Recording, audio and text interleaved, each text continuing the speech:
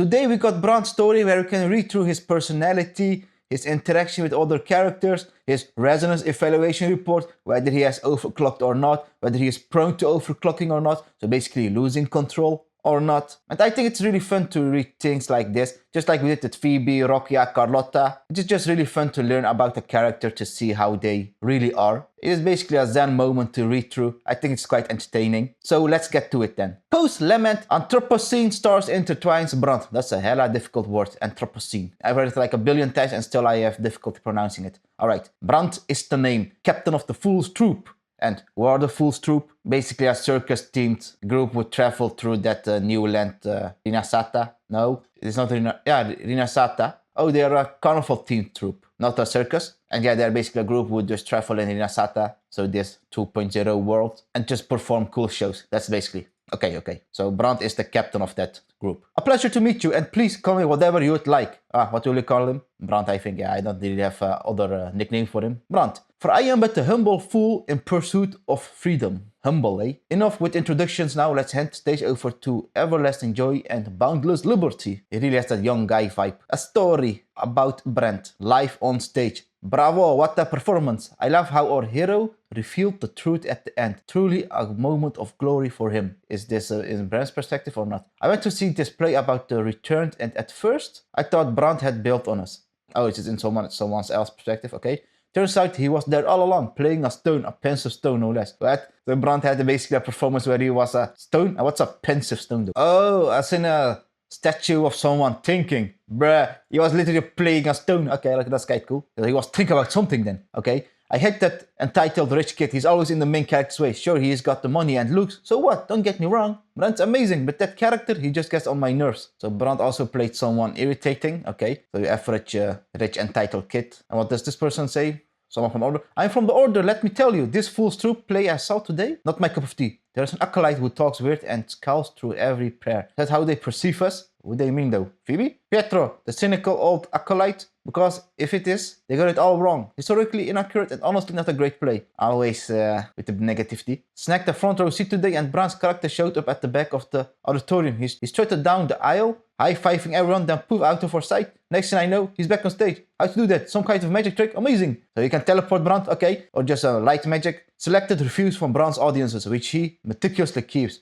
Oh, so these are, yeah, okay, we knew these are reviews. So these are reviews that Brant has kept in his memory arsenal. So he likes these reviews. It means a lot to him. Even bad reviews he kept. Continuing, a lucky man. Brant proclaims himself a lucky man, except in manners of betting where victory eludes him. His excuses multiply, misunderstood rules, excessive respect for opponents that forbids cheating, and even letting others win to spread joy. He is never short of these explanations, but in the end, it's simply bad luck. So Brant is a gambler. At sea, however, he attributes every miracle to his boundless luck. According to Brant, it was sheer luck that he guided the crew back to safety in a furious storm. Was it? Or was it just his amazing captain skills? There's also sheer luck that he made sure everyone narrowly escaped the lethal trap they ran into. True luck doesn't work that way. To that, Brant has a response. At the ready, in the face of danger and adversity, the stage is set for a grandest act. It was sheer luck that he helped everyone, that he helped them in the storm, but it is not true luck, since true luck doesn't work that way. What's the difference though? I said true luck is destiny, fate, and sheer luck is just whimsical luck. Something that was not bound by fate or destiny, maybe something like that. Heart of gold. Flamboyant though he may be, Brant cherishes his crew and friends. While he may mask his true feelings when dealing with strangers, he sheds all pretense among fellow troop members, who he sees as family. Of course he does see them as family, he's a captain. He carries each member's name and history etched in memory, their stories outshining all others. Drinking, feasting, swapping tales by lamplight, these raw, raucous moments with his crew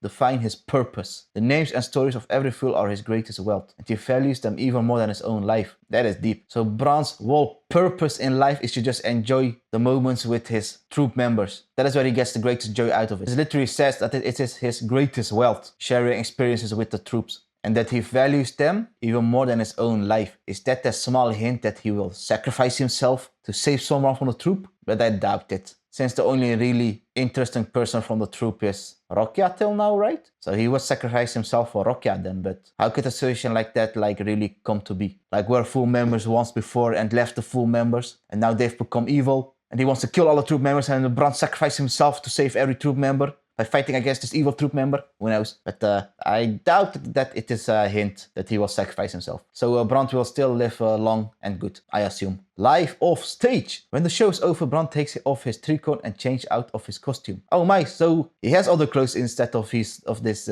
costume. I wonder how that looks though. When the mood strikes, he spends long hours feeding pigeons in the square, or practices one particular line with pancake for an entire day. So just rehearsals, I assume. To pass time, he came up with a poker variant where cards dictate professions demanding theatrical improvisation. So he's always practicing his theatrical skills. Mornings bring rehearsals. Noon, navigational charge with his first mate. Dusk, raucous wagers over drinks. Offstage life flows with quiet rhythm. Yet whether performing or prowling the dogs, he never wavers. Brant, eternal captain of the Fool's troop, and apologetically himself. The bro is just living a chill-ass life, it seems. On his day off, he's in his normal clothes, doing rehearsals in the morning, and at noon, looking at navigational charts, because he is the captain of the ship, of course. Alright, now we got resonance evaluation report of Brant. Are his powers stable or not? Is he prone to overclocking or not? I doubt he is prone to overclocking, since he seems quite put together. So let's see. Troop Medics Benier's notes, unnumbered. These are the notes of Benier. So in his perspective. I still recall that night as it were yesterday, my first real trial after joining the troop. Storm clouds blanked the sea and rain pounded down in sheets while monstrous waves threatened to capsize our ship at any moment. We were tossed about like driftwood, the housewoman lost in the chaos, the ship spinning through the tempest. I huddled in the cabin trembling as fear seeped through me.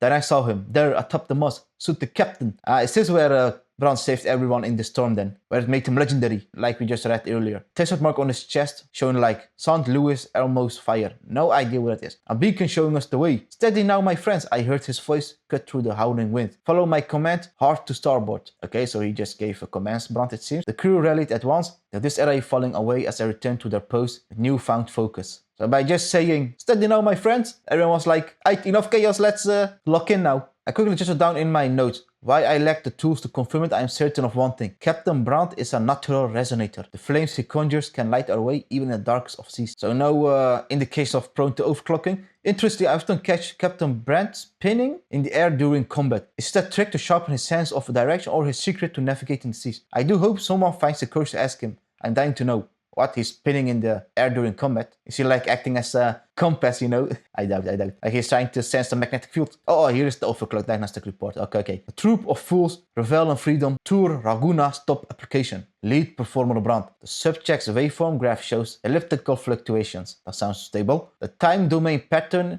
is regular and no signs of abnormal fluctuation are observed. Nice. The test results fall within the normal phase range. Resonant criticality high. This test subject displays high stability with a low risk of overclocking. As assumed, records indicate no history of overclock. Oh, so he never even overclocked. Approval verdict. Stable. The troop of fools application is approved. They will assume full responsibility for any unforeseen incidents during the performance. Note from a search captain. Mark my words, not a thing will go every. So Brant is stable. He will not overclock like Camellia the whole time. But just like last time with Phoebe's diagnostic record though, because she was also stable, but there was a note that there was one weird fluctuation in the waves. So will something happen to Phoebe? Will she overclock once? Since that was an interesting abnormal thing, just once, a weird fluctuation. But we will see in the future. Alrighty, appearance. Oh captain, my captain. Brant's flamboyant attire embodies the Fool's troop essence. They have a bold cut and are printed with what looks to be playing card suits. And take a gender at the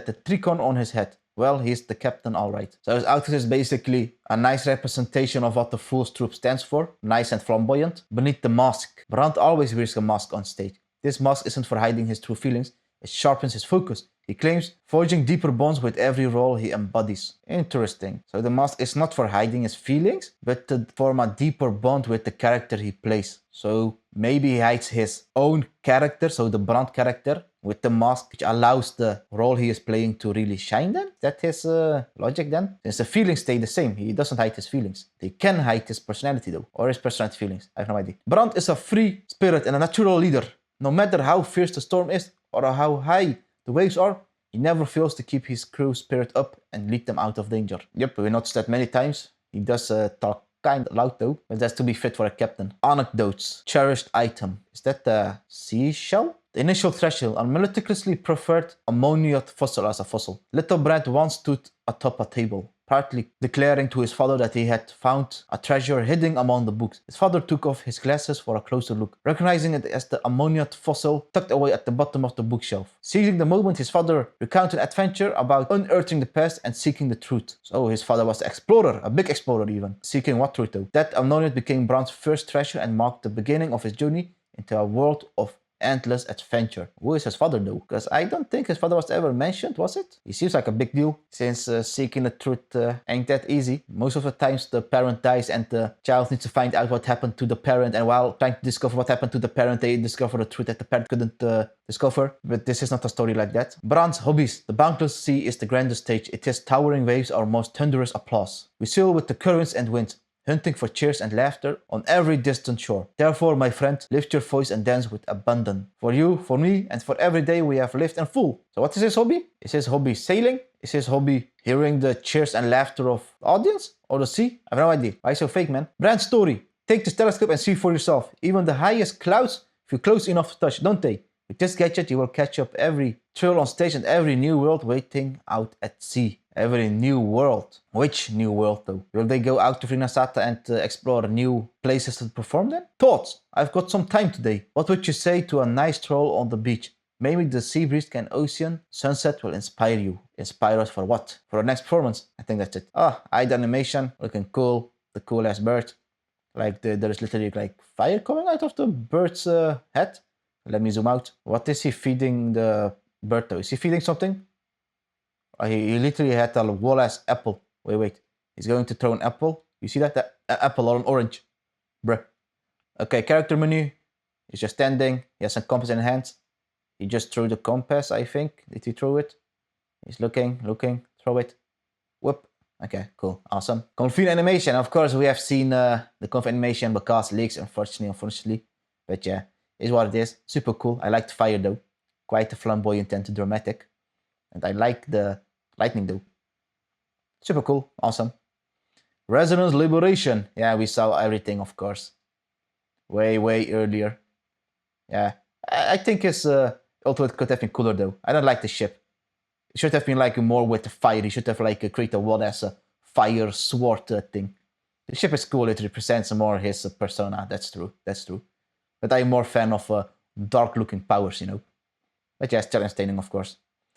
And that's it then. This one is pretty cool though. Like, bro, super cool. Oh, look, man, you like literally got purple flames, man. It should have been all about purple flames or more purple flames. The more purple flames, the cooler. Everything is still cool though. Awesome. So what have we learned about Brant today with his whole story? We have learned that he really cares about his companions, that his whole purpose in life is basically to share nice moments with his crew, and that he even values the crew's lives above his own. So this all basically means that he is no fool. He may look dumb or stupid at first, but he is just a really enthusiastic young guy who values his comrades, likes to live loud and intensive, and wants to enjoy every moment of his life. That's basically. And that he is a stable resonator, so no weird fluctuations or anything. So he's not prone to overclocking or losing control. It's also important to remember. So he's super stable. And that's it basically then for Brant. So I thank you for paying attention and see you the next time. Bye.